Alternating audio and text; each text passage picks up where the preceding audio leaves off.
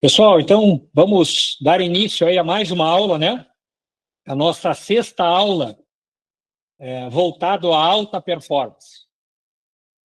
Mais uma vez, agradeço quem disponibilizou o seu tempo, né, de estar aqui conosco, né? E assim ouvir de primeira mão, né, alguns assuntos aí pertinentes ao IPSC. E também a gente trocar, né, ideias, informações aí durante a aula e também no final da aula, tá? Então, se realmente tiverem dúvidas, não hesitem em me interromper, tá? A ideia é fazer algo realmente dinâmico, certo? A partir de hoje, conforme foi combinado, né, com a CBTP, eu assumo, né, essas aulas, a gravação das aulas, inclusive já está gravando, e a CBTP disponibiliza para os atletas, né, no YouTube, certo? No final da aula, pessoal, eu vou lançar, né, vou colocar alguns vídeos que nós vamos tratar hoje, né, tanto de ativação visual quanto ativação neural, ok? Então, a nossa aula, pessoal, ela é basicamente voltado, né, ao condicionamento cardiovascular para o IPSC. E os assuntos a serem abordados: impacto do treinamento cardiovascular na performance do tiro prático, exercícios de alta intensidade, os HIITs, né, sprints e circuitos específicos para o esporte. O que seriam circuitos específicos para o esporte? Drills de pistas, né? Simular a especificidade do nosso esporte. Técnicas de respiração para manter o foco e o controle em situações, né, de alta pressão. Nosso esporte é sob pressão, né? E também vamos tratar, né, de exercícios de sprint para fortalecer dinamicamente isquios, né, ou seja, agrupamento de isquiotibiais versus o equilíbrio de força articular no joelho. Trabalhando dentro da especificidade do movimento, ok? E também, né, que não está aqui, nós teremos duas cerejas do bolo, né, que conforme eu lancei em vídeo hoje, né, as ativações visuais e as ativações neurais, né? O que são isso e o que isso pode refletir no IPSC. Então, pessoal, o impacto do treinamento cardiovascular na performance do IPSC. Por que é essencial? O IPSC exige explosões rápidas, seguidas de precisão. O condicionamento cardiovascular sustenta essa alternância. Vejam bem, o condicionamento cardiovascular sustenta essas alternâncias.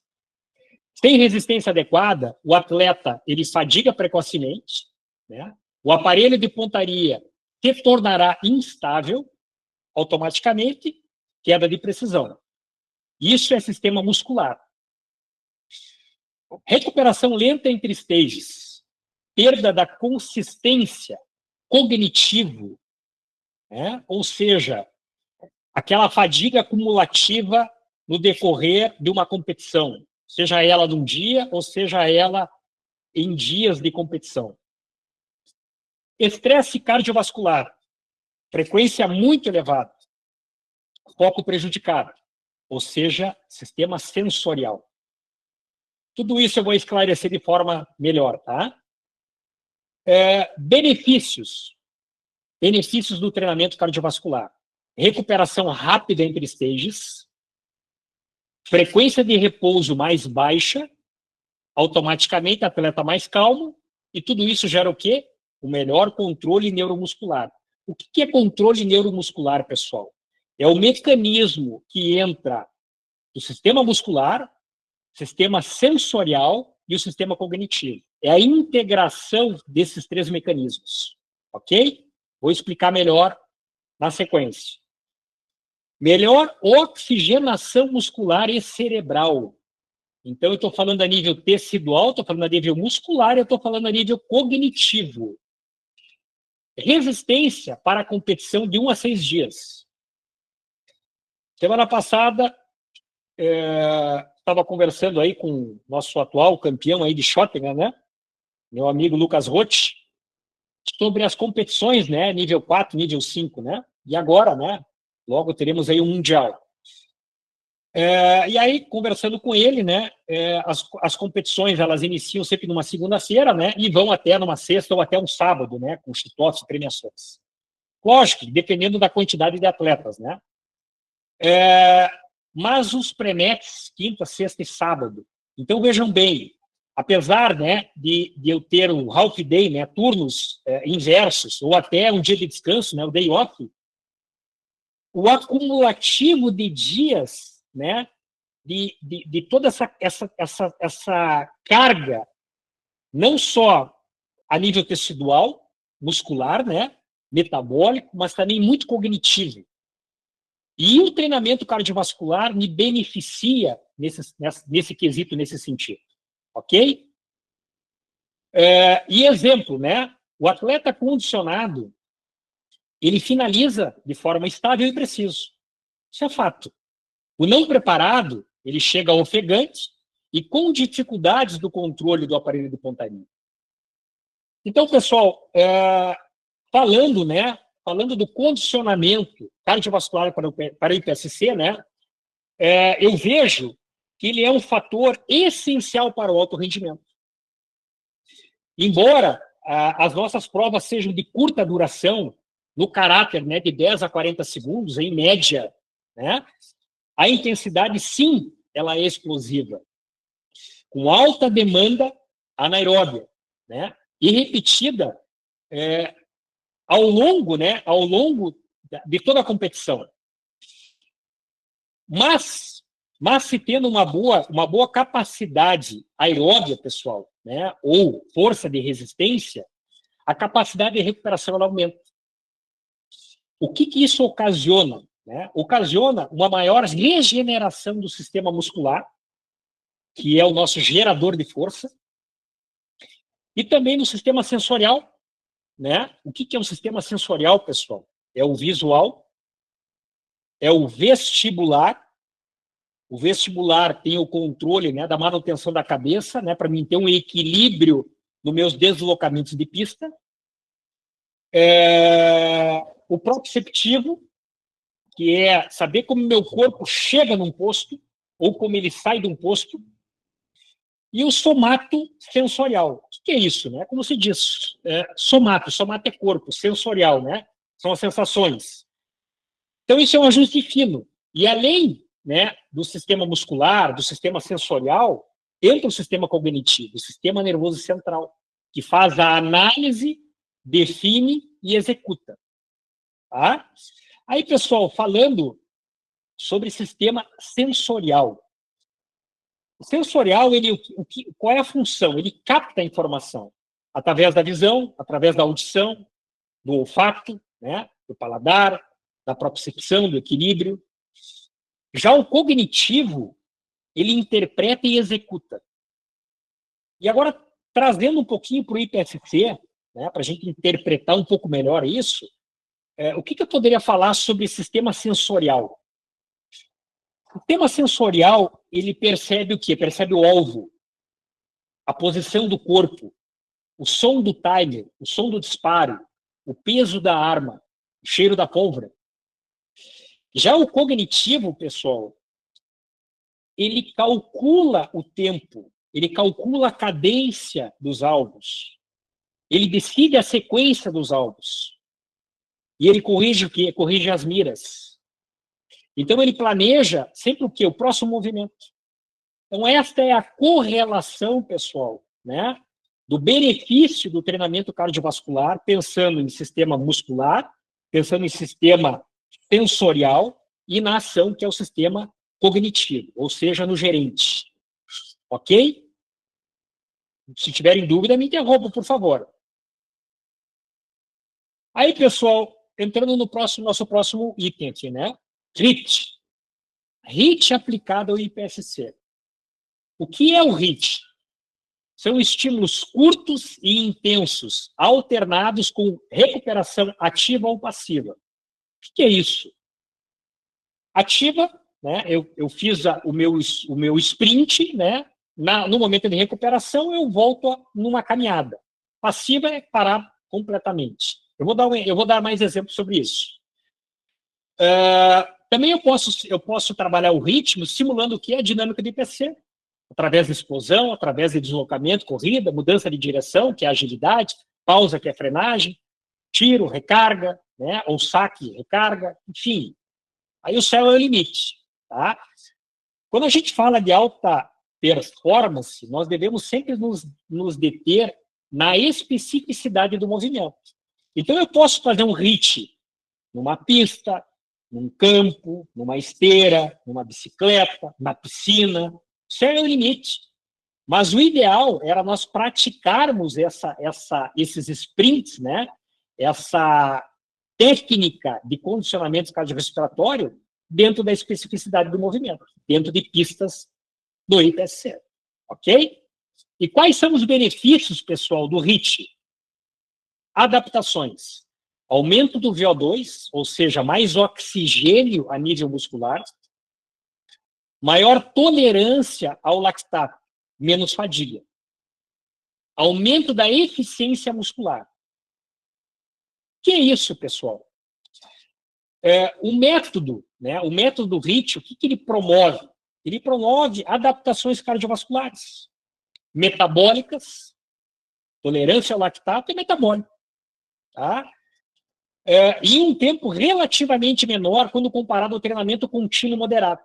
Ou seja, eu vou treinar, eu vou fazer o meu cardio contínuo, eu vou caminhar ou eu vou trotear, eu vou fazer uma corridinha, né? De baixa intensidade. Hoje é comprovado que o HIIT tem benefícios muito maiores, ok? E aí eu vou trazer essa correlação para o IPSC. Então, concluindo o raciocínio aqui, pessoal, do HIIT, né? Por que essas adaptações ocorrem, né? Ela ocorre para melhorar o quê? Ela melhora a capacidade do coração de bombear mais sangue.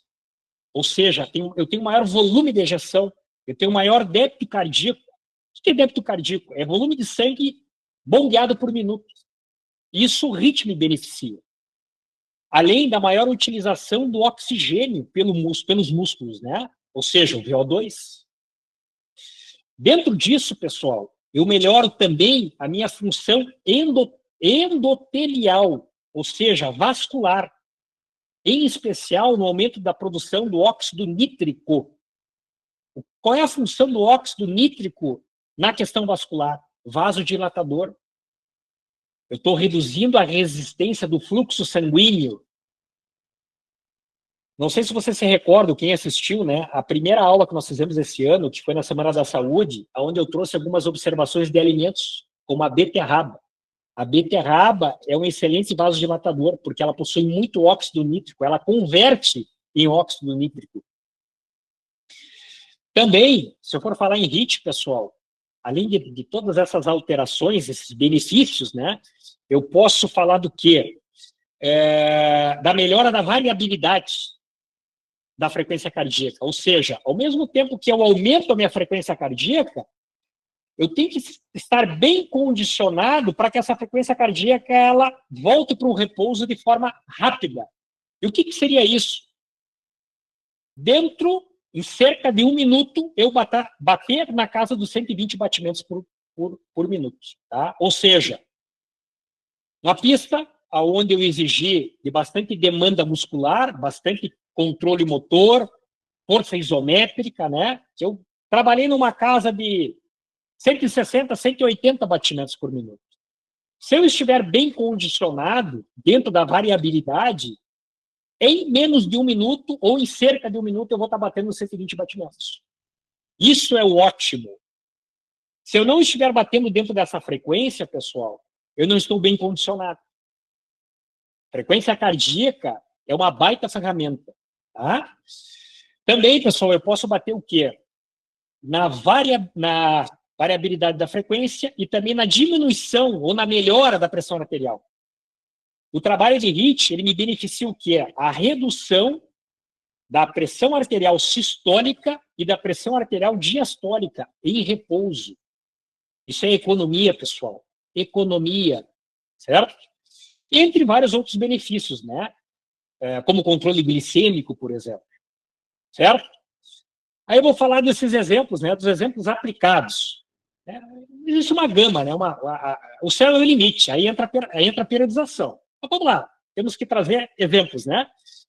Sprints curtos, aonde eu trabalho na casa de 20 a 40 metros, ou 10 a 40 segundos. Por que 10 a 40 segundos? Em média, as nossas pistas batem dentro desse tempo. Pode ser um pouco mais, pode ser um pouco menos, mas essa é a média. Então, se eu for falar em transmissão de força, em caráter ótimo da performance, né? Ou seja, melhora da performance física, eu tenho que trabalhar dentro desse parâmetro, né? Se eu for fazer sprint em pista, em campo, na esteira, né? Eu vou ter que trabalhar 10 a 40 segundos ou 20 a 40 metros, ok? Outra grande ferramenta que temos hoje, né, é algo novo, mas é o furo da bala, é a esteira curva, né? A esteira mecânica. Por quê? A esteira mecânica, pelo formato dela ser curva, me beneficia o quê? A minha biomecânica funcional, ou seja, os músculos que eu estou acostumado a recrutar em pista. Então, é uma baita estratégia. É fazer esses tiros de 10 a 40 segundos numa esteira curva. Certo? É um baita aprimoramento. Posso utilizar também o trenó, como eu falei em aula anterior já, aulas anteriores, né? Não mais do que 10 metros, também é uma outra baita ferramenta para mim me condicionar. E o HIIT integrado, né? O que seria o HIIT integrado, né? Circuitos, né? Como corrida curta, arrancada, frenagem, troca de direção, né? Drills de pista. E, além de tudo isso, pessoal, eu tenho um benefício mental. E qual é? O foco mesmo sobre fadiga. Resiliência em competição. Aí eu acho importante também eu fazer um comparativo, tá, para que vocês entendam melhor sobre HIIT, né, e o treinamento contínuo moderado. Por exemplo, né, o caminhar ou trotear ou correr em baixa intensidade. Né? O HIIT, pessoal, ele melhora ou aumenta o meu VO2 máximo, né, que é a captação de oxigênio a nível muscular, em menor tempo do que o trabalho contínuo, certo? Ele aumenta a minha função vascular, minha função endotelial, e ele também aumenta o quê? A minha variabilidade pela frequência cardíaca.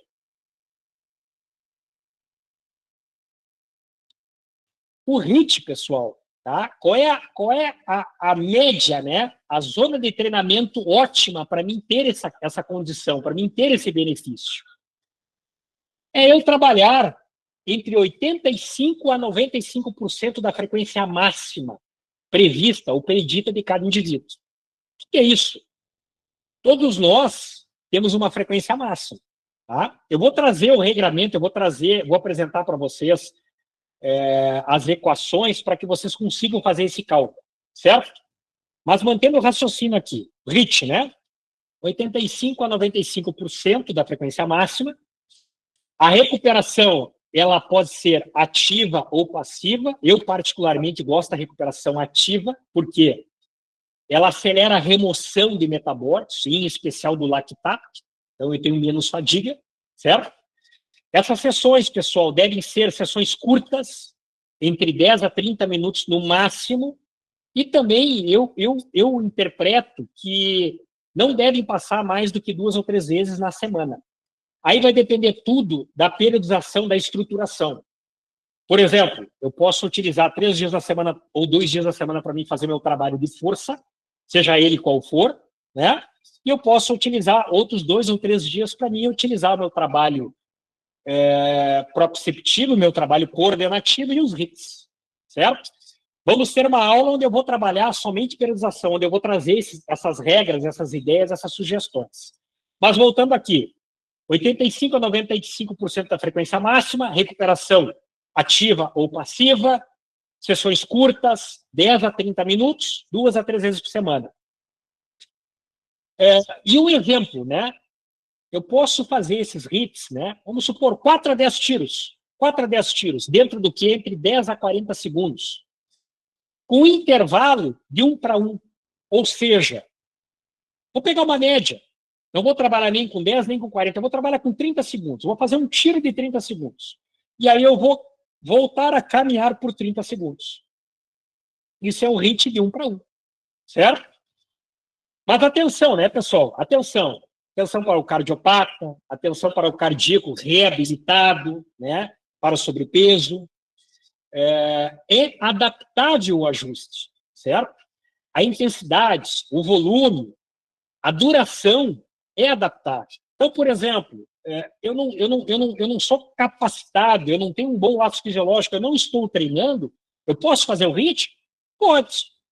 Só que eu posso, através da intensidade, aumentar o quê? Aumentar meu tempo de recuperação.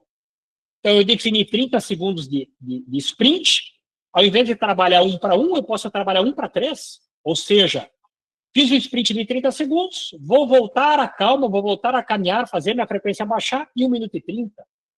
Isso é o limite, pessoal. Ou eu vou reduzir o que? O volume. Ao invés de fazer lá 10 tiros, eu vou fazer 5. Certo? Duração, posso reduzir? Ao invés de trabalhar 30 segundos, vou fazer um tiro no sprint de 10 segundos. Vou recuperar em 30 segundos. Isso é o limite, pessoal. Aí entra a periodização. Certo? Apesar, pessoal, de existir, sim, né, e ser comprovada a redução da pressão arterial, tanto sistólica quanto diastólica, em repouso, após o exercício, né, temos que ter cautela. Né? Tem que ter cautela. Tudo tem que ter uma metodologia e uma progressão. Então, vou dar um exemplo, né, que é comum no nosso esporte. Eu não treino, né, eu estou com sobrepeso, mas eu quero começar a melhorar a minha performance. Precisa iniciar diretamente no HIIT? Não. Posso entrar com trabalho contínuo moderado. Posso caminhar ou correr. Mas o ideal seria calcular o quê? Uma zona de treinamento para mim ter uma adaptação cardiovascular, para mim ter um benefício. E qual seria a zona correta? 60% a 70% da tua frequência máxima. Certo? Como é que eu posso fazer isso? Eu posso começar com 20 minutos. Se eu me sentir disposto na semana seguinte, eu subo para 25, 30, 35, 40. Qual é o parâmetro que eu tenho que ter, pessoal? Hoje, o que o Colégio Americano de Medicina do Esporte ou a Organização Mundial da Saúde fala o quê? Que o indivíduo ele tem que ter entre 120 a 300 minutos de atividade aeróbica. Semana. Então, por exemplo, eu posso iniciar com 20 minutos. Para mim, trabalhar na casa dos 120 na semana, eu caminho 6 vezes na semana, 20 minutos, bati a minha meta. Eu estou me condicionando. Ok? Um próximo passo, pessoal, né? Um intermediário, um treinamento intermediário seria o quê? O treinamento contínuo variável. E o que seria isso? Eu correr e caminhar. Como é que eu posso fazer essa adaptação? Eu posso iniciar correndo 1 minuto e eu posso caminhar 3 minutos, ou seja, 1 para 3. Percebi a melhora, percebi que eu estou me adaptando, progrido, corro 1 minuto, recupero em 2. Estou aumentando a minha demanda. Estou aumentando a minha demanda metabólica, estou dificultando o meu treino. Num terceiro plano, eu vou trabalhar de 1 para 1, ou seja, eu corro 1 minuto, caminho 1 minuto. Quanto tempo para me provocar essa adaptação? Entre 30 a 50 minutos. Tá? Por treino, né? E a recuperação, pessoal, ativa ou passiva? Particularmente, eu gosto da recuperação ativa pela remoção dos resíduos, né? Pela remoção do lactato. Tá? Mas vamos lá, né? Falei, e agora qual que é a matemática, né? Vamos calcular. Vou pegar uma folha aqui, pessoal, e vamos lá. Se eu for falar, né, sobre uma zona de treinamento, eu falei sobre 3 métodos de treinamento. Falei do HIIT, falei do treinamento variável e falei do treinamento contínuo moderado. Vamos começar pelo começo, né? Treinamento contínuo moderado. Ok. 60% a 70% seria o ideal da frequência máxima. Eu vou pegar o meio termo, vou pegar 65%. Tá? Vou me botar como exemplo. Existem várias equações hoje, pessoal, várias equações. Eu vou apresentar para vocês 2 clássicas e gerais, tá? Do meio do treinamento. Temos equações, inclusive, de caráter mais esportivo, com maior exigência, mas não vem ao caso. Nós temos que atender um público geral. Então, qual é o cálculo para mim saber, para mim descobrir qual é a minha frequência máxima? Frequência máxima igual a 220 menos a minha idade. Vamos para o cálculo. Vou pegar a calculadora aqui. Então, 220 menos 44 anos. Ok? Então, a minha frequência máxima, Rafael, é de 176 batimentos por minuto. Isso aqui é no 100%, pessoal. Tá? Aí, eu preciso, para mim poder calcular e saber qual é a frequência ideal para mim poder ter, né, a adaptação do treinamento, é eu saber qual é a minha frequência de treino. E qual é a equação clássica, convencional? É frequência de treino. Eu pego a minha frequência máxima e subtraio a minha frequência de repouso. Tá, mas e daí? Como é que eu vou saber qual é a minha frequência de repouso? O ideal, pessoal, seria pegar 3 dias consecutivos, o acordar sem levantar da cama. Cheia a frequência, o pulso radial, né? E em 1 minuto, conto quantos batimentos deu e anoto. E depois faço uma regra de 3. Lógico que esses 3 dias consecutivos eu tenho que ter tido uma noite boa de sono, uma alimentação adequada na noite anterior, não posso ter usado bebida alcoólica, né? Uma noite tranquila. Acho que é muito tempo para fazer isso. Tem uma outra forma? Tem. É eu botar o indivíduo sentado 5 minutos, com um monitor de frequência cardíaca, ou uma fita de frequência cardíaca, para que ele consiga se monitorar, eventualmente, e ver, dentro dos 5 minutos, qual é a menor frequência que bateu no relógio. É muito tempo para mim. Tá bom. Então, é eu achar a frequência no pulso e marcar 1 minuto. E aí eu analisar quantos batimentos deu aqui. Bom, não tem uma outra forma? Tem. É eu pegar o cronômetro, né, ou um tempo, e marcar em 10 segundos quantos batimentos deram. Vamos lá, pessoal. Deixa eu ligar o cronômetro aqui.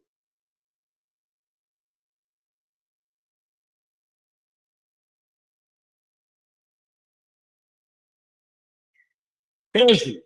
Vamos botar como 12B. Né? 12B. Vamos calcular, então. Então, achei aqui, deu número 13, né? Vezes 6. Então, a minha frequência deu 78 batimentos. Estou bem, 78 batimentos. Frequência de repouso. Então, eu achei a minha frequência máxima, que é de 176, e a minha frequência de repouso, 78. Beleza, vamos lá. Então, 176 menos subtraindo, né, o 78, eu cheguei a 98. Aí, dando a continuidade, né, para mim achar essa zona de treinamento, eu vou multiplicar o percentual que eu quero trabalhar.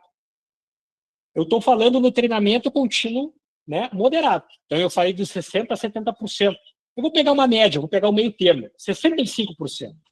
Então, eu achei aqui, eu descobri, né, que a subtração da frequência máxima com a frequência de repouso, para mim, Rafael, é de 98.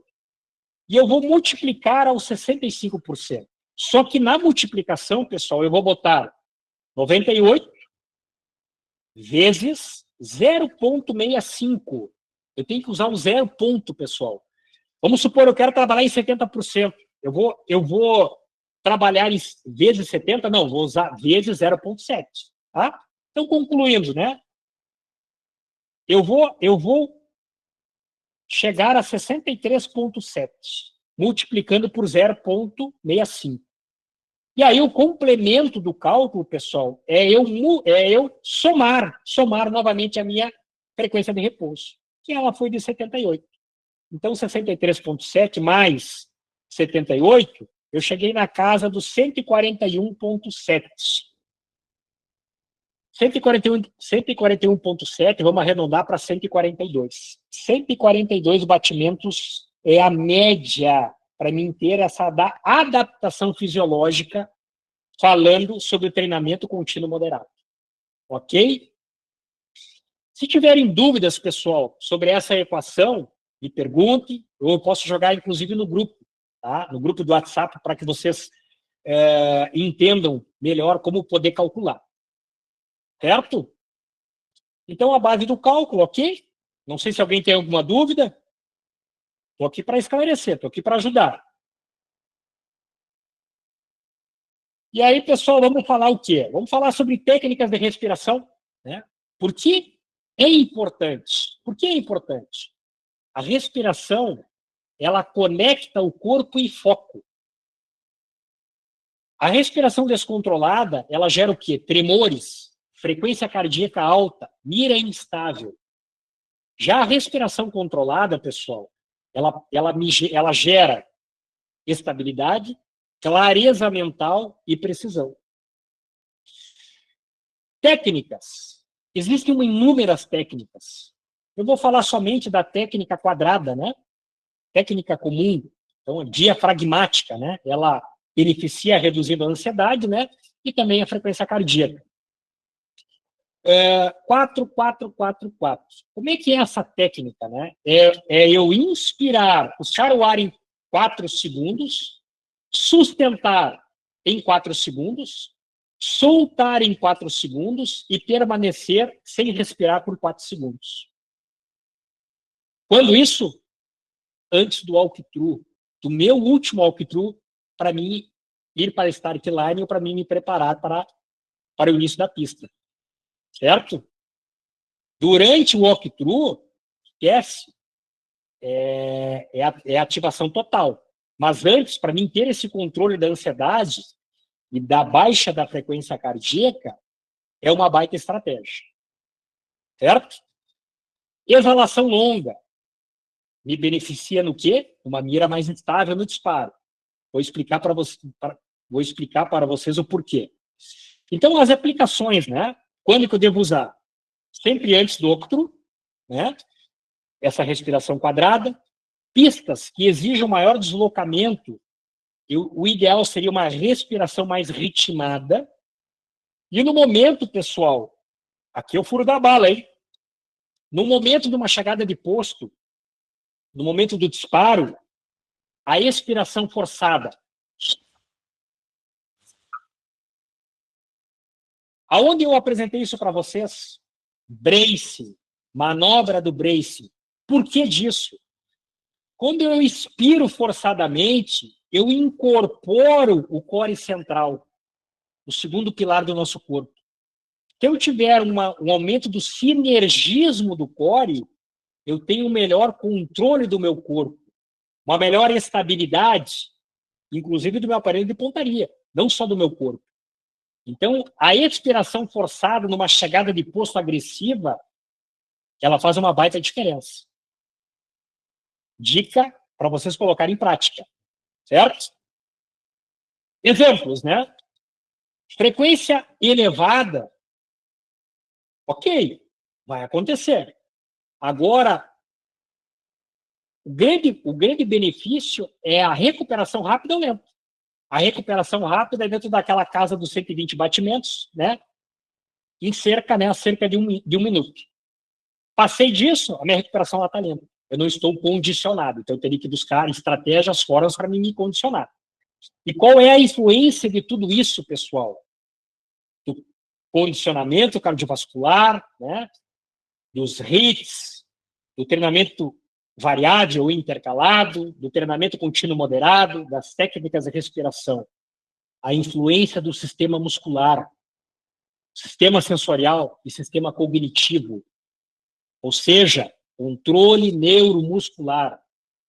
Falei em inúmeras aulas, né, pessoal, sobre controle do corpo, sobre controle motor. Agora nós estamos aprofundando fisiologicamente um pouco mais, tá? Para que vocês captem e entendam alguns pontos aqui para trazerem para o cotidiano, para trazerem para os seus treinos e para as competições, para que vocês melhorem não só o sistema muscular, o sistema motor, mas o sistema sensorial e também o sistema cognitivo. Certo? E aí, se eu for falar, pessoal, sobre técnica de respiração, durante uma pista de IPSC, a frequência cardíaca, ela realmente ela se eleva. Em algumas situações até de forma brusca, né? Tanto pela demanda física, né, pelo recrutamento, pelo sinergismo muscular, mas também pelo estresse competitivo, né? A descarga de adrenalina, né? A questão do sistema cognitivo. E aí, pessoal, o ponto-chave não é apenas o quanto ela sobe, né? Mas a velocidade que essa frequência cardíaca retorna ao repouso, após o esforço, após a pista, né? Isso é chamado o quê? De recuperação cardíaca.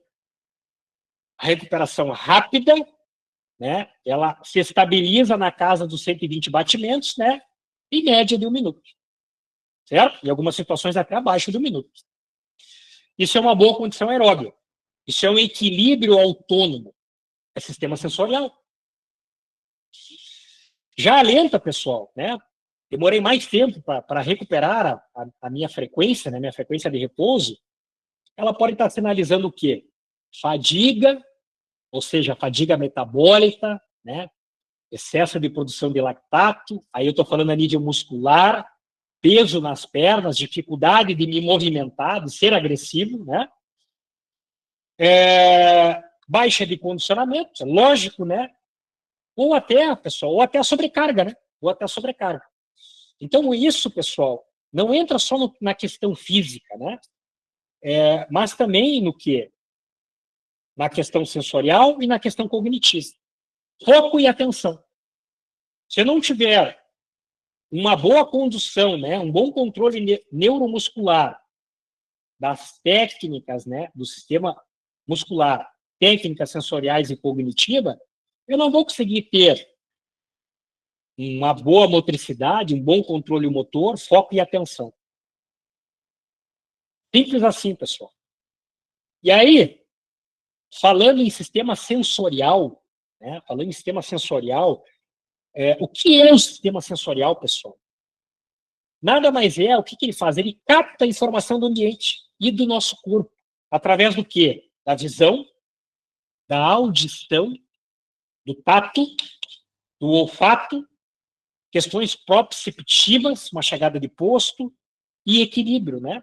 Que aí entraria a questão do próprio vestibular, né? Qual é a função do vestibular no deslocamento em pistas? É manter o controle do corpo, manter a cabeça em linha, né?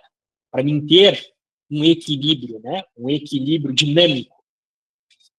Já o cognitivo, pessoal, né? O gerente, o sistema nervoso central, ele faz o quê? Ele analisa toda essa questão sensorial e ele processa, ele interpreta, ele decide. E aí, pessoal,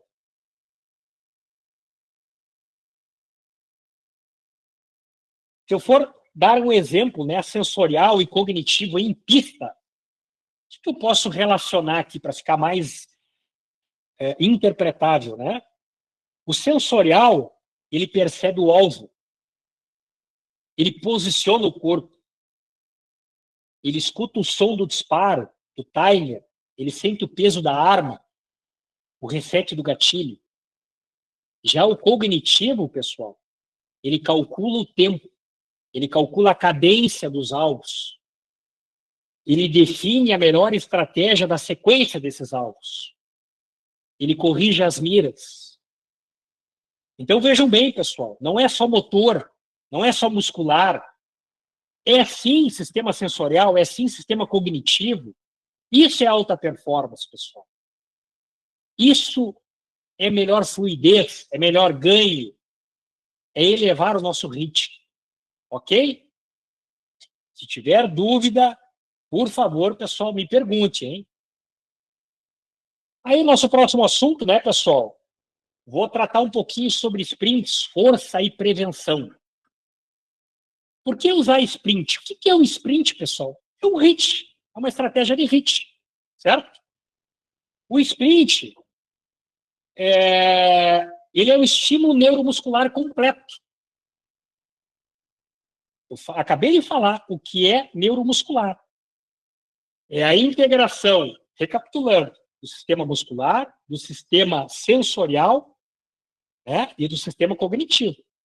Então, o sprint, ele me dá o benefício completo da integração de todos esses mecanismos. Além disso, ele trabalha o quê? Toda a arquitetura muscular, né, que eu preciso ter para me desempenhar em pista. Gastroquileio, que é a musculatura da panturrilha, né, de modo geral.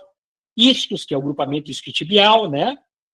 Adutores, quadríceps, glúteo, core e outros vários grupamentos musculares. Mas, basicamente, né, falando nesses conjuntos musculares, certo? Isso é biomecânica funcional. Então, simular, pessoal, sprints, né? Falando em especificidade de movimento, sprints, onde eu tenho arranques explosivos e frenagens em pistas, é trabalhar dentro da especificidade do movimento. Quais são os benefícios, né? Benefícios: fortalecer isquios para proteger joelhos. O que tem isso a ver, pessoal, com IPST, né? Todo e qualquer esporte que seja em velocidade, seja em deslocamento, eu estou suscetível à lesão, em especial de isquiotibiais. Posso lesionar a panturrilha, posso lesionar adutores, sim. Mas, no geral, é isquiotibial. Por quê? Equilíbrio muscular, menos lesões. Porque, no geral, quem é o par antagônico, quem é o freio do conjunto isquiotibial? A parte anterior da coxa, o quadríceps. No geral, o quadríceps ele é 3 vezes mais forte do que o grupamento isquiotibiais. Em algumas situações, em alguns testes de força, mais vezes ainda, maior desequilíbrio. Então, nós temos que fazer o quê? Equilibrar força, fazer facilitação muscular. E o sprint me dá esse benefício. Quando estamos em alta velocidade, o conjunto isquiotibiais está operando com muita intensidade. Nas nossas frenagens, ocorre muita lesão de posterior de coxa. Certo? Também eu posso trabalhar o quê? Qual outro grande benefício, né, do trabalho de HIIT, de sprints, né? Potência de quadril. Deslocamentos rápidos, eu estou trabalhando com grande frequência de tríplice extensão. Tríplice extensão. Então, qual é o grande propulsor do nosso esporte? Glúteo máximo.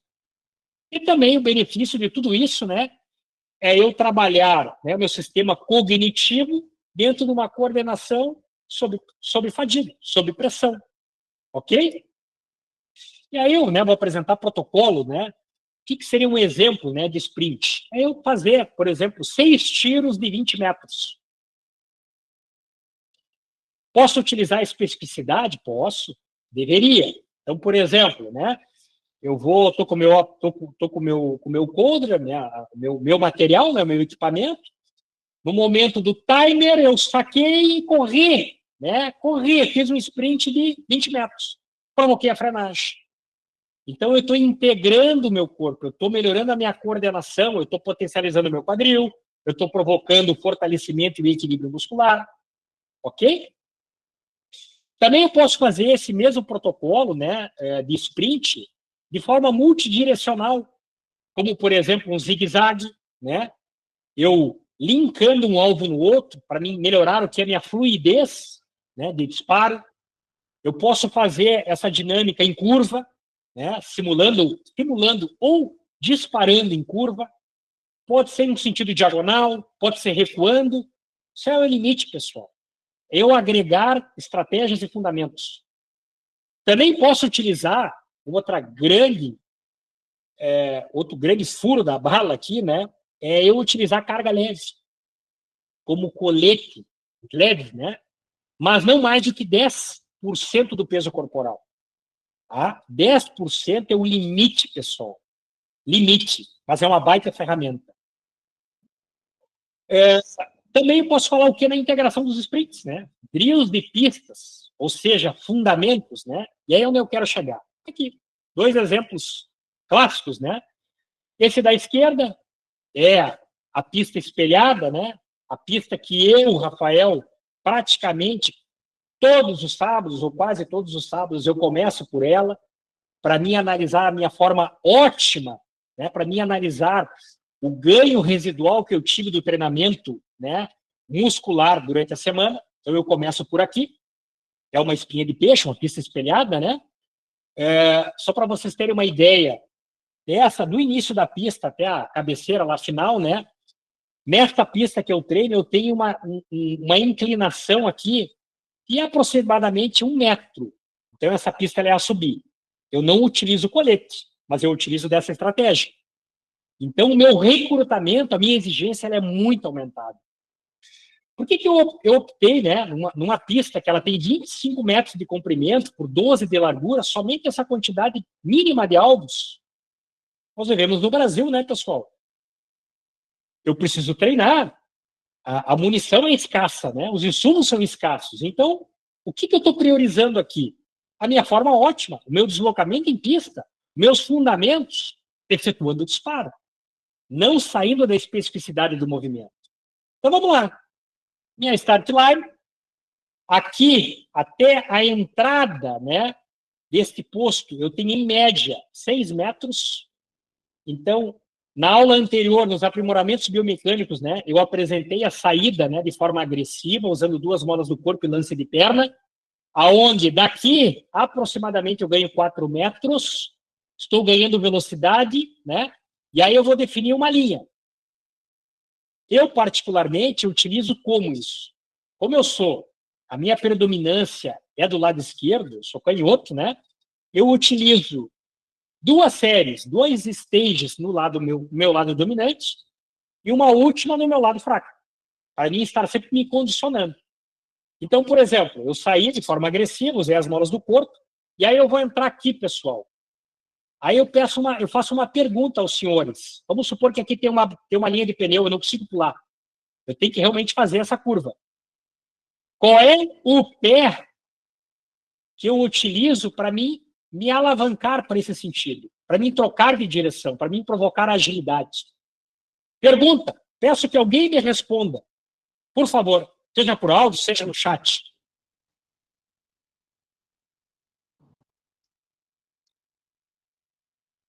Vamos lá, pessoal. Quem assistiu a aula passada? Por favor.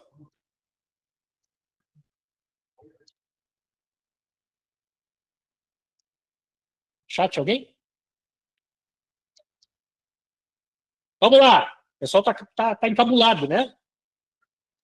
Pessoal, eu vou ir para a esquerda? Não, Roberto. Eu estou indo para a esquerda, mas o meu pé, que eu vou rebater para mim trocar de direção, é o pé da direita. Se eu entrar com o pé da esquerda, eu estou provocando uma instabilidade para o meu corpo. Posso resbalar e certamente vou reduzir a minha transmissão de força, justamente pela instabilidade. Mas no momento que eu fizer a minha análise pelo meu sistema visual e saber aonde eu tenho que bater, aonde eu tenho que rebater o meu pé direito, lembra da agilidade? O que é agilidade? É troca de direção. Então, eu rebati o pé direito, conduzi a minha arma, ombro, peito, linha espiral, tríplice extensão. Isso é agilidade. Eu estou me alavancando no sentido que eu quero. Ou seja, eu estou no mínimo ganhando 1 metro aqui, no mínimo. E vem a outra pergunta. Só uma coisa aqui que está errada esse desenho. Tem alguém com o áudio aberto aí, pessoal. Os meus alvos, pessoal, eles não estão nessa posição.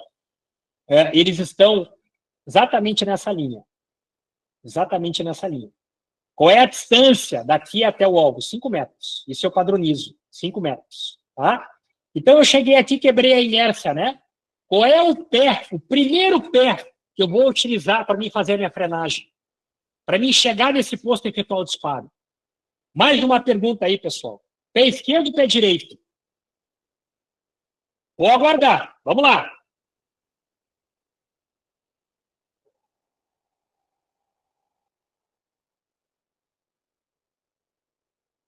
A chegada, pessoal, como eu estou em aceleração e eu vou parar meu corpo, mas o meu centro de massa ainda vai continuar em movimento, isso é biomecânica, é o pé de dentro. Ou seja, é o pé direito que eu vou bater com resiliência. E aí eu acomodei o esquerdo e efetuei disparo. Se eu entrar nesse posto com o pé esquerdo, o meu corpo ele vai ir, eu vou ter que reposicionar, acertar o meu aparelho de pontaria e efetuar o disparo. Trabalhei em 2 tempos, perdi tempo. Ok? Então, isso tudo, né, eu falei e apresentei na aula anterior dos aprimoramentos biomecânicos. Então, deixamos aqui de lado, né, esta pista e vamos trabalhar com a pista da direita. Uma pista também com poucos disparos, mas vejam bem a distância. Isso é trabalhar o quê? O condicionamento cardiorrespiratório. Isso é um trabalho de HIIT, dentro da especificidade do movimento. Ok? Alguma dúvida, pessoal? Vamos dar uma sequência. Aí, vamos entrar agora nas cerejas do bolo. Técnicas de ativação neurais e também visuais. O que é isso, pessoal? A visão, um dos nossos sentidos, né? Um dos sentidos sensoriais, é o sentido mais rápido e predominante do nosso cérebro. Ela consegue ativar muitas conexões neurais em milésimos de segundo, gerando o quê? Diferentes respostas motoras, cognitivas ou emocionais, dependendo de como o estímulo é apresentado. Então, o nosso corpo ele funciona de forma cruzada. O que enxergamos do lado esquerdo, ele é processado e interpretado do lado do hemisfério direito, do nosso cérebro. E o que está do lado direito é processado pelo hemisfério esquerdo. Essa organização, ela aumenta a integração da percepção e da ação. Além disso, as informações visuais não chegam apenas ao córtex motor, que comanda os nossos movimentos, mas também ao cerebelo. Tem um papel essencial no equilíbrio, na coordenação e no ajuste fino do gestual motor, ou seja, na fluidez das nossas pistas. É essa integração que permite que a visão seja tão importante para guiar e refinar nossos movimentos. Dar um estímulo ao nosso sistema visual aumenta a capacidade da ativação neural em diversos movimentos e também nas contrações musculares, além de aumentar a nossa precisão nos movimentos. Então, vejam bem, pessoal. Isso aqui é uma das cerejas do bolo. Vamos entender o que é isso? Sistema de integração de sistemas, né? A maioria, se não todos, os atletas contam com o estímulo vestibular, que é o controle, o equilíbrio, né, da movimentação em pista, e seus sinais associados, né, que trabalham em conjunto com o sistema visual e também proprioceptivo. Vejam a integração disso. São vários. Nós vamos tratar somente do sistema visual, tá? Então, aqui, uma integração, né, através, né, dos estímulos sensoriais, seja ele visual, vestibular ou proprioceptivo, a interpretação do cerebelo, né, sistema nervoso central, o que ele vai definir? A resposta motora, né, a ação. Sistema vestibular. O estímulo visual do nosso ambiente, das nossas pistas, né, são processados por um sistema complexo de neurônios interconectados, começando com o nervo óptico no olho e continuando até o centro do processamento visual, chamado de córtex visual.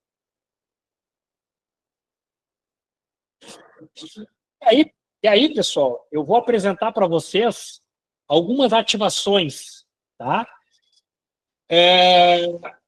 O nosso atleta, né, Lucas Roth, eu acredito que está na aula, isso foi uma das estratégias que nós utilizamos, tá? Que ele vem utilizando. O Lucas me falou, né, que uma questão individual dele, que geralmente provas que começam muito cedo, ele demorava para entrar no corpo. Então, nós utilizamos, né, além das estratégias do alongamento, né, do alinhamento das faces, dos PPAs a nível muscular, introduzimos no trabalho dele, no treinamento dele, as ativações visuais e também neurais. Mas vamos cair nas ativações visuais, pessoal. para que vocês interpretem melhor, né? Entendam o que é isso. Então, eu estou em dupla empunhadura, né? Ou estou com o meu equipamento, alça em massa, estou aproximando numa linha de 10 centímetros da linha dos meus olhos, estou afastando. Para mim melhorar essa ativação, quantos movimentos eu devo fazer? 16, média de 16. Tá? Esta é uma ativação, esta é outra ativação. Veja a linha dos olhos. Também 16 movimentos. Sentido horizontal, agora sentido vertical. Veja a minha dificuldade, ó. Eu estou tentando dar máquina aqui. Então, isso é um estímulo que eu tenho que aprimorar. Falando do Rafael, né? Aí, dando a sequência. O outro estímulo. Mantive meu aparelho de pontaria e estou trabalhando sem perder o foco do meu aparelho de pontaria ou da minha unha, né? Não posso perder o foco. Estou acelerando a minha conexão. E o último, já com transições, né?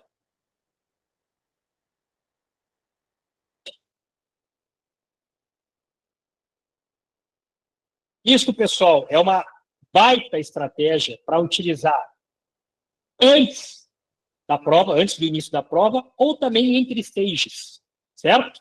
Da onde surgiu isso aqui, pessoal? Eu posso dizer para vocês que isso é novo. Eu apresentei alguma coisa, acho que, se não me engano, na segunda aula, falando, né, que essa foi uma das formações que eu fiz esse ano, né? Eu já fiz algumas, mas essa foi uma delas. Essa é uma formação de um espanhol. É uma formação de cunho internacional e aonde eles estão incorporando em grandes times de futebol europeu. Então, isso é algo novo. Acredito que, com o passar do tempo, né, a gente comece a ver mais isso. Tá? Estou largando aí em primeira mão para vocês. Né? E aí, dando a sequência, né, só falando um pouquinho, pessoal, né, sobre concluindo o sistema, né, sistema visual. Só recapitulando, qual é a função do meu sistema visual? É captar a informação do ambiente. E aí, além disso, é contribuir o quê? Para o meu equilíbrio, para a minha questão vestibular e também para a minha coordenação, para a minha questão proprioceptiva em pista. Isso é a função do sistema vestibular. Desculpa, função do sistema visual. E aí, o que ele faz além de tudo isso que eu trouxe para vocês? Ele cruza essas informações e ele dá uma referência espacial, uma melhor referência da pista, ele faz uma melhor leitura. Aí entra aquela questão que eu falei, posicionamento, escolha de alvo, cadência, através do quê? Do sistema visual. E eu, utilizando destas técnicas, eu acelero o drive em milissegundos. O nosso esporte é a luta por milissegundos, né? Ou décimos de segundo, certo? Então, eu percebo o alvo, né? Eu melhoro a minha cadência, eu tenho melhor equilíbrio no deslocamento, eu consigo ajustar o meu corpo numa chegada de posto, numa saída de posto, né? E aí vem um exemplo, né? Muito clássico. É eu ficar em pé de uma perna só e fechar os olhos. O cara se perde completamente. Pela falta do raio-x, do controle, da ativação do sistema visual. Ok? Então, dando a sequência aqui, né, pessoal, sobre ativação neural, conceito da ativação neural, né? Ativação neural são movimentos específicos que fazem o quê? Os nervos deslizarem melhor pelo seu caminho do corpo. O nervo, ele é sensível a forças, ao alongamento, né, à compressão e também ao movimento. E quando ele é estimulado de forma certa, ele melhora a sua mobilidade e evitando que ele fique preso, ou que ele perca a sua condição, ou, né, com certas restrições. Então, com isso, o nervo ele consegue funcionar de forma mais saudável. Quando eu falo em nervo, é a condição nervosa, é o estímulo neuromuscular, transmitindo o que? Os sinais elétricos, né, de maneira mais rápida e eficiente. Em resumo, as ativações neurais são estratégias para me manter os nervos livres, móveis e em funcionamento. Ou em funcionamento bem, né? Em bom funcionamento. E aí, vamos para algumas ativações, né? Isso, pessoal, eu vou apresentar somente um vídeo, tá? De uma ativação, e todas as outras eu vou largar no grupo do WhatsApp, aquele grupo da CBTP, tá? Da alta performance. Então, vamos falar aqui no nervo medial, né? Veja aí o trato, né? O trajeto neural, né? A via nervosa. Saiu lá do sistema nervoso central, né? Passou embaixo da clavícula, né? Veio pela linha do braço, né? Do húmero aqui. E aí, para quem tem, por exemplo, epicondilite, ou quem sofreu ou sofre de epicondilite medial, é uma baita estratégia, pessoal. O pessoal trata local, né? Pode melhorar essa condição ou melhorar esse processo inflamatório melhorando essa condição, tá? Essa condução. E aí, vejam bem, pessoal, onde é que ele chega?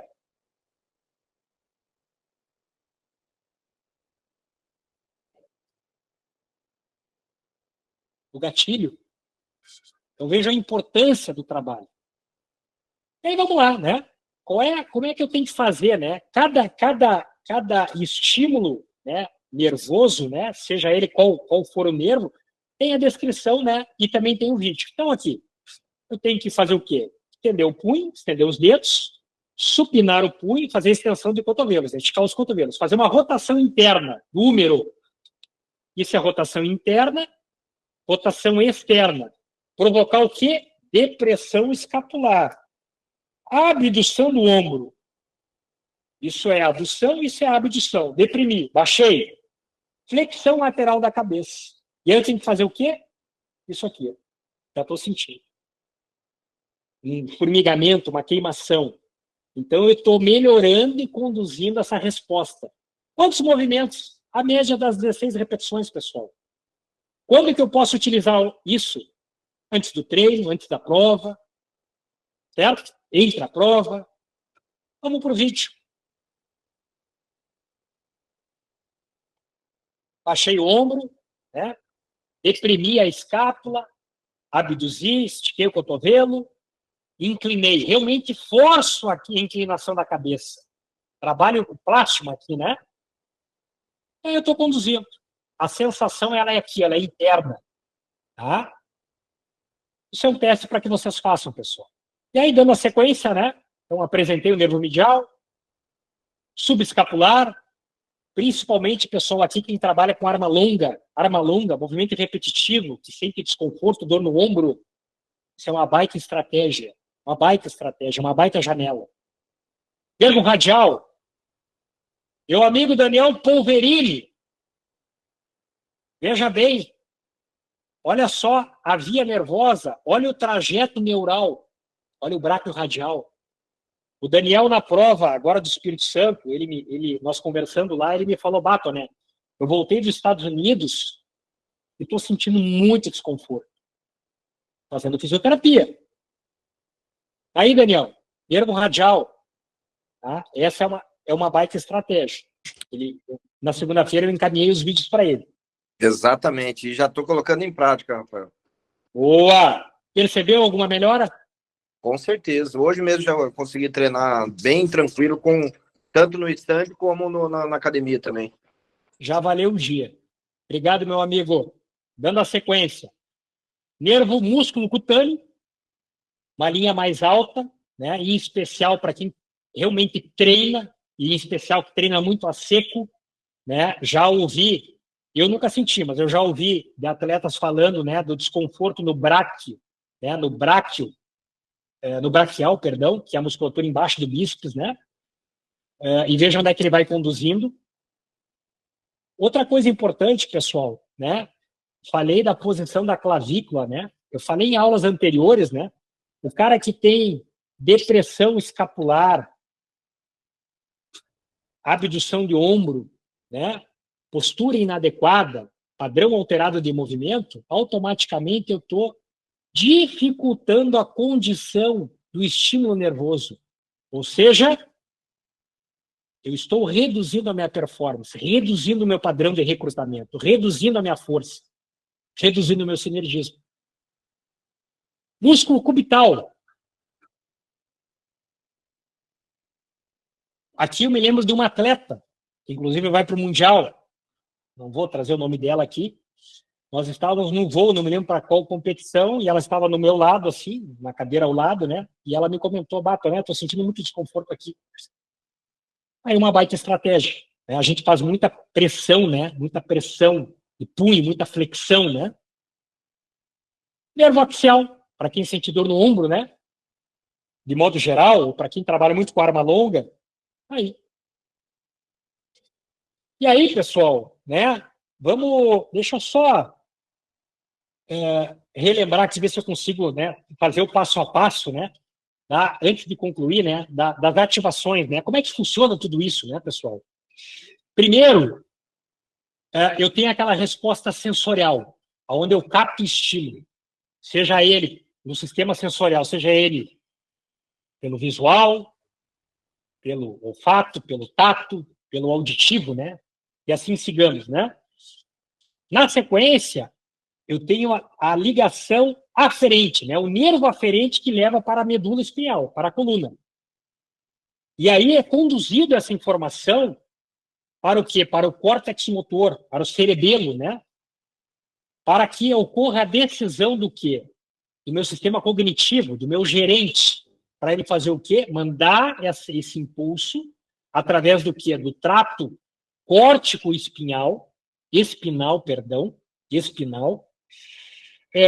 Aí ocorrerá o quê? Uma ativação do nervo motor alfa, alfa leva, beta atrás, conduzindo o quê? Conduzindo, né, esse estímulo, essa inervação periférica, né? Essa via nervosa, esse trajeto, tá? Provocando o quê? Quando chegar aqui, ó, deixa eu pegar aqui, ó. Chegou aqui, vamos botar uma aqui, pronto. Chegou aqui o estímulo, né? Aqui, ó, uma raiz, né? Uma ramificação do nervo. Chegou no bráquio radial. Eu dei o exemplo do Polverini, né? Isso aqui é a placa motora. É aonde chega o estímulo do músculo, né? O estímulo nervoso no músculo, e aí faz o quê? Contração muscular. Contrai, contrai, contrai. Isso é a linha aferente e a linha eferente. Isso é a função do nervo. Ok? E aí, pessoal, antes de nós concluirmos aqui, eu vou buscar um pouquinho um assunto que eu acho importante, né, que eu já falei, mas não foi tratado, que é sobre a nossa cartilha, né, o passo a passo. Dani, está aparecendo aí? Tá. Então, pessoal, só para vocês interpretarem aqui, né, o que é isso, essa cartilha, conforme eu falei, né, eu mandei lá no grupo lá do WhatsApp, essa cartilha foi criada, né, por pedido do Ascar para o Mundial anterior, né, que foi na Tailândia, né, Mundial de Zândiga. Então, veja bem, nós já estamos indo para o próximo Mundial. E tá aí. Então, vou explicar um pouquinho do que é essa cartilha, né? Então, tá aqui, né, Hungria de Preparação Neuromuscular, do IPC, Atletas do Mundial, aonde eu trabalho o que? O alongamento, a mobilização, né? O que é isso, afinal, né? Para que serve, como executamos? Então, os alongamentos, as mobilizações, os PPAs, são basicamente movimentos ou exercícios que servem para o quê? Para preparar, para aquecer, para lubrificar as articulações e ativar o que? O drive neural, drive neuromuscular, para todo o corpo. Agora, acabei de apresentar para os senhores, né, que eu aprendi isso neste ano, né, as ativações visuais e as ativações neurais também, onde a gente pode incorporar isso, né, para determinada prática esportiva. Assim, buscando o quê? O melhoramento da alta performance. Isso, pessoal, não é necessariamente somente para o IPC. Tudo isso, quando a gente fala em alta performance, nós temos que buscar alongamentos, mobilizações, pré-ativações, que são os PPAs, ativações, né, sensoriais, ativações neurais, né, aonde, né, possuem diversos benefícios curto, médio e longo prazo, estão executados de forma correta e constantemente. E esse guia, pessoal, esse e-book, né, ele tem o intuito de te ensinar, né, ou ensinar tudo que é preciso saber sobre as preparações, alongamentos, mobilizações antes da prova, aonde eu estruturei, por pedido do Ascar, né, um trabalho onde eu poderia fazer numa academia do hotel, do condomínio, sei lá, ou no próprio quarto do hotel, no próprio, enfim, o local onde eu estou ficando, né? Também estratégias para mim utilizar durante a prova e também no término do dia de prova, né? Vamos pegar uma competição que eu treino, que eu trabalho em 2 dias, ou uma competição como agora vai acontecer o Mundial, né? Vários dias. Eu tenho que também pensar numa recuperação do meu corpo, numa recover, né? Então, trazendo aqui diversas opções, informações, tanto escritas quanto em vídeos, de como executar cada alongamento, mobilização, preparação, e buscar o melhor rendimento possível para os atletas do Mundial do IPC. Né? Então, vamos lá. O índice, né? Cartilha dentro do quarto do hotel. Não posso deixar de falar do brace, né? Ativação, para mim ter o melhor controle de pista, para mim ter uma frenagem, conseguir controlar o meu corpo, controlar uma perda de pontaria, para mim continuar acelerando e aumentando a minha transmissão de força, conforme eu falei em aula. Se eu não tiver esses pilares em integração de força, eu vou dissipar energia, né? Cartilha de alongamento na academia, né? Cartilha de alongamento, né? Ou de PPAs durante a prova e o que fazer no final do dia de prova, né? Isso aqui seria as estratégias para mim utilizar dentro do quarto do hotel, né? Então, vamos lá, vou clicar aqui aqui, né? Vamos botar quadril, né? Vamos ver o que ele vai aparecer aqui. Beleza, foi para o Drive. Aí está lá. Estratégia extremamente simples, né? Todo mundo pode fazer. Vamos voltar aqui para nossa dinâmica. Então, estávamos lá nessa cartilha, né? Aí aqui a explicação, né? Repetições, séries, tempo sob tensão, repetição, mobilização e exercício. Tudo está explicado, pessoal. Tá? Quem tiver interesse, quem quiser, né, utilizar, está aí. Está tudo explicado. Cartilha de alongamentos, mobilizações na academia, quantas vezes, né? Quanto tempo, a sequência a ser seguida. Isso aqui eu utilizo, tá?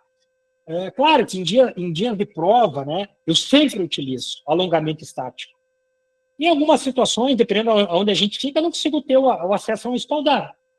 Tem a forma adaptada para mim fazer no quarto hotel, né? Quanto tempo leva em média? Pessoal, depende da quantidade do volume, né? Mas isso pode levar 5 minutos até 12 minutos no máximo. Tá? Então, aqui eu fiz o quê? Eu alonguei as minhas fibras, botei a musculatura em condição ótima, eu dei melhor condição para a minha conexão miofacial. Só relembrando o que a face ela produz, né? Ela pode almejar, aumentar até 30% a minha produção de força. É um componente cinético, né? É um componente hidráulico. Então, vejam bem a importância. Mas também é importante, pessoal, a leitura e o entendimento que tudo existe um passo a passo. Uma questão é conectada com outra, certo? Cartilha do alongamento, durante a prova, né? Não vou entrar aqui, mas aqui tem uma ideia, né, do que deveria ser feito antes da entrada do stage, né? Entre stages, PPAs, acabando o dia de prova, né? O que eu posso fazer, né? Aqui, então, o objetivo principal é relaxar seu corpo, né? Relaxar a musculatura, demais estruturas, para que a inflamação, metabólicos sejam removidos, assim acelerando o seu processo de recuperação para o próximo dia de prova. Essencial, pessoal. Quem é atleta tem que priorizar isso, tá? Então, as recomendações, sauna, caminhada leve, é uma forma de recover, né? Hidromassagem, piscina, de preferência quente, né? Massagem. E aí tem várias outras formas de recover, né? Então tá aí, pessoal. Anexos, né? Do bracing, né? Da planilha, tanto no quarto quanto no dia de prova, tá? O que é o bracing, recapitulando, eu já mandei vídeo, já mandei explicação, mas está aqui, está tudo aqui. E como é que é a posição, quantas séries, quantos segundos de contração, quanto tempo eu relaxo. Aí, pessoal. Pessoal, vamos concluir aqui, né? Então, né, uma mensagem final aqui, né? Nossa conclusão. Condicionamento cardiovascular é a base da consistência. O HIIT, o sprint, ele prepara para o esforço intermitentes da pista. A respiração garante o foco, a precisão sob pressão. O sprint, ele fortalece e previne lesões e também gera potência. Mensagem final. No IPSC, cada batida do coração e cada respiração contam. A performance começa no coração, passa pelos pulmões, termina no gatilho. Pessoal, eu muito obrigado. Estou aqui à disposição, né? Se tiver alguma dúvida, tá? Conforme eu já falei no início da aula, esses vídeos de ativação visual, ativação neural, eu vou botar lá no grupo do WhatsApp. E estou aqui, né? Para responder os amigos aí.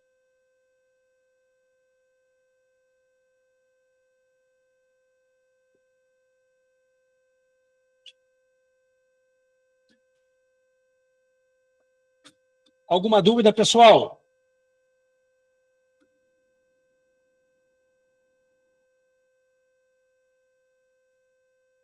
Pelo jeito não. Tem no chat alguma coisa aí? Não? Pelo jeito não. Pessoal, então, venho agradecer quem ficou aqui mais uma vez, né? Essa aula foi gravada. Eu vou repassar para a CBTP, eles vão, né, repostar no canal do YouTube da CBTP. E qualquer dúvida, né, que vocês tenham aí, podem me chamar, né? Me chamem no grupo lá, porque daqui a pouco a dúvida de um pode ser a dúvida de muitos, né? E eu vou passar essas informações lá, tá bom? Agradeço a todos, tá? Esse tempo junto aí conosco aí, e até a próxima aula, né? Essa próxima aula será agora no final deste mês, né? Por respeito, né, aos atletas que estarão retornando do Mundial. Ok? Obrigado a todos, pessoal. Dani, vamos trancar aqui.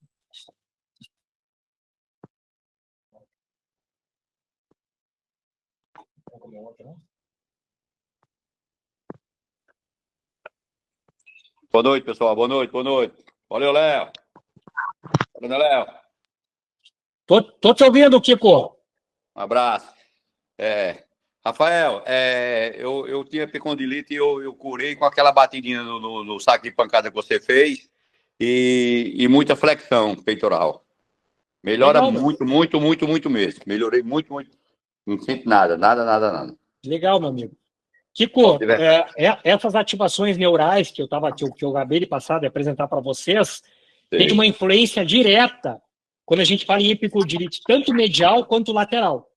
Sei. Cada um tem um caráter, tá? E o que é importante? O que é importante é alongar o plástimo, certo? Sei. É isso aí, meu amigo. Estou à disposição aí, certo? O grupo está aberto, né? O canal está lá. Se tiverem dúvidas, me perguntem. Dentro do que eu puder contribuir aí, eu estou aí para ajudar os amigos. Show de bola também. Muito obrigado, cara, pela grande contribuição que você está fazendo para o nosso esporte. Sigamos, meu amigo, sigamos. Show de bola. Um abraço. Boa noite a todos. Boa noite. Agora eu vou para a academia. Abraço. Boa. Mais alguma pergunta aí, pessoal? Não? Vamos encerrar então aqui.